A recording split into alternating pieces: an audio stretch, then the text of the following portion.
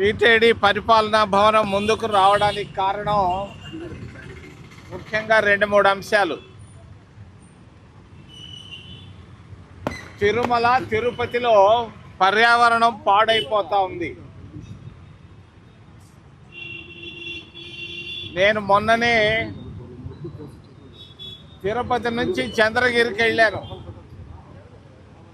చంద్రగిరికి వెళ్ళేటప్పుడు అక్కడ ఉన్నటువంటి టీటీడీ 400 ఎకరాల భూముల్లో అంతా కట్టడాలి. పచ్చటి తిరుమల, బాగా ఉన్నటువంటి తిరుపతి పాడైపోతా ఉంది. ఈ 400 ఎకరాల భూములు ఎవరికి ఇచ్చారు, ఎందుకు ఇచ్చారు? మరి ప్రహరీ గోడలు కట్టేసి ఉండారు.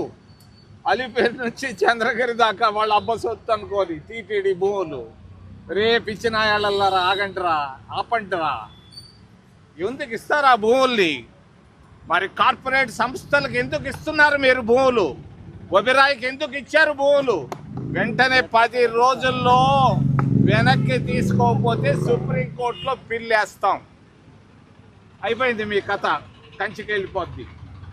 10 రోజులు, ఈ రోజు నుంచి 10 రోజుల్లో మీరు కార్పొరేట్లకు ఇచ్చినటువంటి భూములు, ఒబెరాయ్ సంస్థకు ఇతరులకు ఇచ్చిన భూములను వెంటనే వెనక్కి తీసుకోవాలని ఈవో అనిల్ కుమార్ సింగ్కి తెలియజేస్తున్నాను.